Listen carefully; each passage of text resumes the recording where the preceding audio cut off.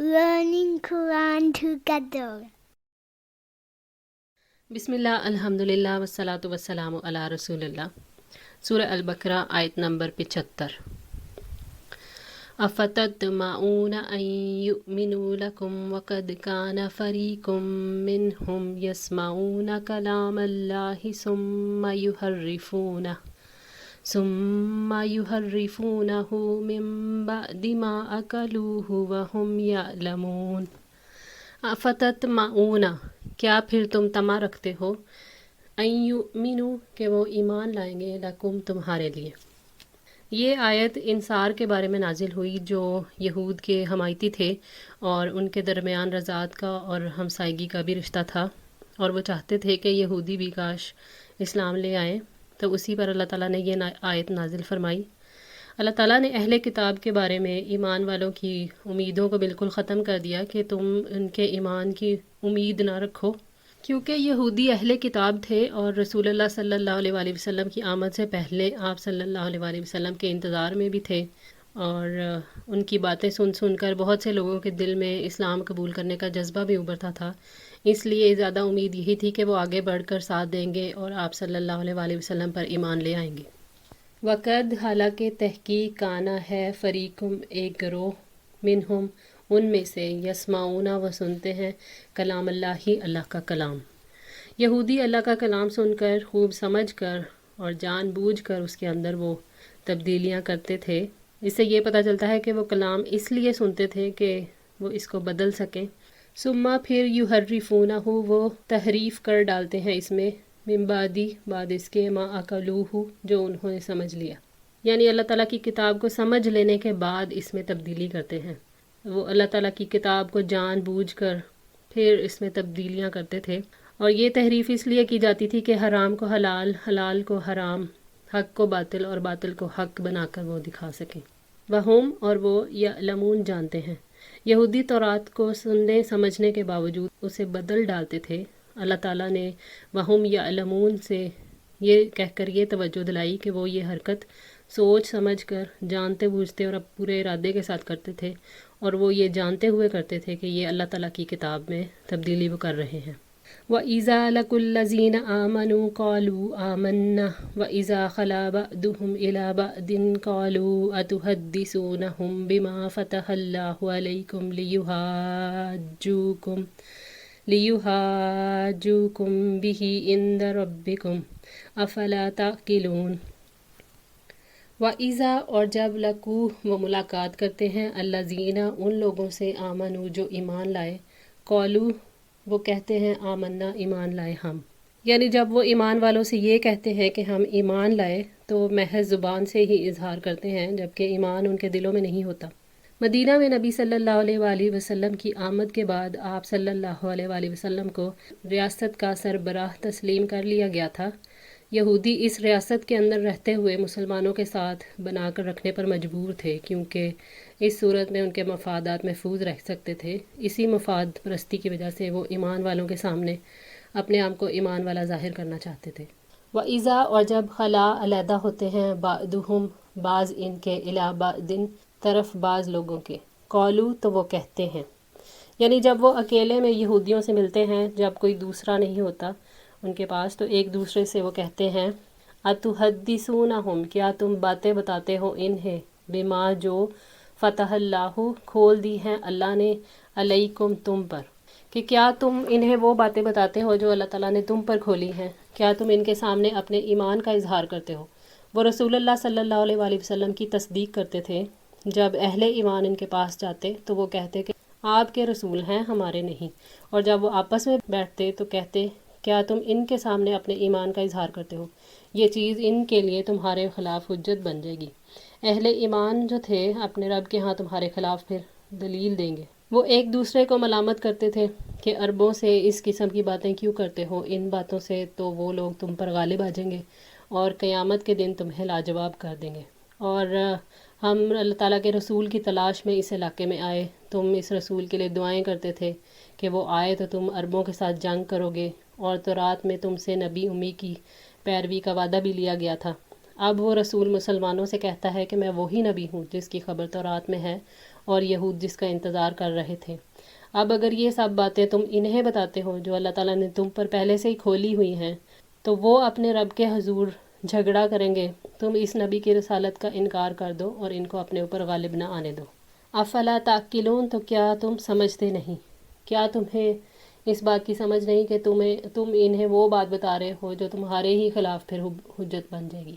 اولا یعلمون ان اللہ یعلم ما یسرون وما یعلنون، اولا کیا بھلا نہیں، یعلمون وہ علم رکھتے، انا بے شک اللہ یعلم جانتا ہے، ما یسرون جو وہ چھپاتے ہیں، وما اور جو یعلنون وہ ظاہر کرتے ہیں۔ یعنی کہ کیا وہ نہیں جانتے کہ یہ اللہ تعالیٰ تو سب جانتا ہے جو کچھ وہ چھپاتے ہیں اور جو وہ ظاہر کرتے ہیں۔ اللہ تعالیٰ نے اس آیت کے ذریعے بنی اسرائیل کے عقیدے کی خرابی کو واضح کیا کہ وہ اس غلط فہمی میں ہیں کہ انہوں نے اپنے عقائد کو چھپایا ہوا ہے، تاکہ یہ چیز پھر اہل ایمان کے لیے ان کے خلاف حجت نہ بنے۔ تاہم وہ اس بارے میں غلطی پر ہیں اور بہت بڑی جہالت میں مبتلا ہیں، کیونکہ اللہ تعالیٰ ان کے ظاہر اور باطن کو خوب جانتا ہے۔ اس کے بندے جو کچھ کرتے ہیں اللہ تعالیٰ اسے ظاہر کر دے گا۔ وَمِنْهُمْ أُمِّيُّونَ لَا يَعْلَمُونَ الْكِتَابَ إِلَّا أَمَانِيَّ وَإِنْهُمْ إِلَّا يَظُنُّونَ۔ وَمِنْهُمْ اور ان میں سے کچھ، امیون ان پڑھ ہیں، لا یعلمون وہ نہیں جانتے، وہ نہیں علم رکھتے، الکتابہ کتاب کا، الا سوائے امانیہ تمناؤں کے، وَإِن اور نہیں ہم وہ الا مگر یظنون گمان کرتے۔ وَمِنْهُمْ یعنی ان اہل کتاب میں سے کچھ لوگ ہیں، امیون ان پڑھ لوگ ہیں، لا یعلمون الکتاب الا امانی وہ کتاب کا نہ علم رکھتے ہیں، نہ اس پر عمل کرتے ہیں، نہ اس پیغام کو وہ آگے پہنچاتے ہیں۔ تلاوت کے سوا ان کا کتاب میں کوئی حصہ نہیں ہے، اور ان کے پاس اپنے سے پہلے لوگوں کی بھی کوئی خبر نہیں ہے۔ وَإِنْهُمْ إِلَّا يَظُنُّونَ اور وہ اس کے سوا کچھ نہیں کہ وہ گمان کرتے ہیں، یعنی ان کے پاس گمان کے علاوہ اور کچھ نہیں ہے، اور وہ اہل علم کے وہ بس فالو ہی کرتے ہیں، اور یعنی ان کے پاس خالی آرزویں ہیں بس۔ تو قرآن مجید میں اللہ تعالیٰ نے ان کی ان آرزوؤں کا بھی حوالہ دیا ہے۔ سورہ البقرہ کی آیت نمبر 80 میں کہا وَقَالُوا لَن تَمَسَّنَا النَّارُ إِلَّا أَيَّامًا مَّعْدُودَةً اور انہوں نے کہا جہنم کی آگ ہمیں ہرگز نہیں چھوئے گی مگر گنے ہوئے چند دن۔ اسی طرح پھر سورہ البقرہ کی آیت نمبر 111 میں کہتے ہیں وَقَالُوا لَن يَدْخُلَ الْجَنَّةَ إِلَّا مَنْ كَانَ هُودًا أَوْ نَصَارَىٰ تِلْكَ أَمَانِيُّهُمْ اور انہوں نے کہا کہ کوئی شخص جنت میں ہرگز داخل نہیں ہوگا مگر وہ جو یہودی یا عیسائی ہو، یہ ان کی تمنائیں ہیں۔ اللہ تعالیٰ نے ان لوگوں کو امی یعنی ان پڑھ کہا ہے جو کتاب کا علم نہیں رکھتے، جو کتاب سے آرزوئیں رکھتے ہیں اور گمان کرتے ہیں بس۔ اگر ہم لوگ اللہ تعالیٰ کی کتاب نہ پڑھیں تو ہمارا شمار بھی امیوں میں ہوگا۔ اگر ہم قرآن پاک کو نہ جانیں تو یہ ہماری بھول ہے کہ ہمارا ایمان مکمل ہے۔ آرزوؤں سے ان کی مراد وہ جھوٹے قصے کہانیاں ہیں جو انہوں نے اپنے دین کے نام پر گھڑ رکھے تھے۔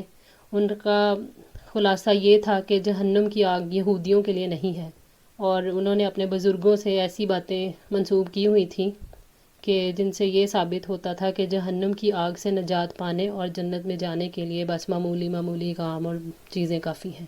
فَوَيْلٌ لِّلَّذِينَ يَكْتُبُونَ الْكِتَابَ بِأَيْدِيهِمْ ثُمَّ يَقُولُونَ هَٰذَا مِنْ عِندِ اللَّهِ لِيَشْتَرُوا بِهِ ثَمَنًا قَلِيلًا فَوَيْلٌ لَّهُم مِّمَّا كَتَبَتْ أَيْدِيهِمْ وَوَيْلٌ لَّهُم مِّمَّا يَكْسِبُونَ۔ فَوَيْلٌ پس ہلاکت ہے، لِلَّذِينَ ان کے لیے جو یکتبون وہ لکھتے ہیں الکتابہ کتاب کو، بِأَيْدِيهِمْ اپنے ہاتھوں سے، یعنی تباہی ہے ان لوگوں کے لیے جو اپنے ہاتھوں سے کتاب لکھتے ہیں۔ اللہ تعالیٰ نے سختی سے ان لوگوں کو وارن کیا ہے جو اللہ تعالیٰ کی کتاب میں تبدیلیاں کرتے ہیں کہ ہلاکت اور عذاب ہے ان لوگوں کے لیے جو تورات میں تحریف کرتے تھے، پھر تحریف شدہ آیات کو اپنے ہاتھوں سے لکھتے تھے۔ تو وہ ایسا اس لیے کرتے تھے تاکہ اس کے ذریعے کچھ دنیا کے فائدے حاصل کر لیں، جیسے مال مل جائے، عزت مل جائے، شہرت مل جائے۔ ثم پھر یقولون وہ کہتے ہیں ھذا یہ من عند اللہ اللہ کی طرف سے ہے، پھر وہ کہتے ہیں کہ یہ اللہ تعالیٰ کی طرف سے ہے۔ وہ اپنے پیروکاروں سے یہ کہتے ہیں کہ جو چیز تمہارے پاس ہے وہی ہے جسے اللہ تعالیٰ نے سیدنا موسیٰ علیہ السلام پر نازل کیا ہے، حالانکہ وہ اس کو اپنے ہاتھوں سے لکھتے ہیں اور اللہ تعالیٰ کی طرف جھوٹ منسوب کرتے ہیں، اور وہ یہ سب علم رکھنے کے باوجود ایسا کرتے ہیں۔ لیشترو تاکہ وہ لے لیں، بھی بدلے اس کے سامانن قیمت، قلیلاً تھوڑی، تاکہ وہ اس کے بدلے میں تھوڑی سی قیمت وصول کر لیں۔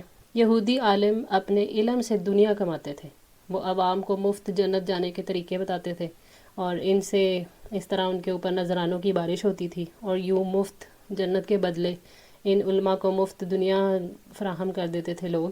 اللہ تعالیٰ نے اسی بارے میں فرمایا کہ یہ ان کی کمائی جو ہے ان کے لیے ہلاکت کا باعث ہے۔ یہودی عالم کتاب کی پیروی کرنے کے حکم کو تبدیل کر کے ایسے مشورے دیتے تھے جس کے ذریعے لوگ اپنا جرم چھپا سکیں یا جس کی وجہ سے وہ اپنے گناہوں پر پردہ ڈال سکے اور مطمئن ہو جائیں کہ یہ بس سب دین کے مطابق ہے، اور اس پر وہ لوگوں سے پھر بھاری جرمانے وصول کرتے تھے تاکہ انہیں دیندار وہ لوگوں کے سامنے ثابت کر سکیں، یعنی کہ بس فیس لیتے تھے ان کو پاک صاف کرنے کے لیے۔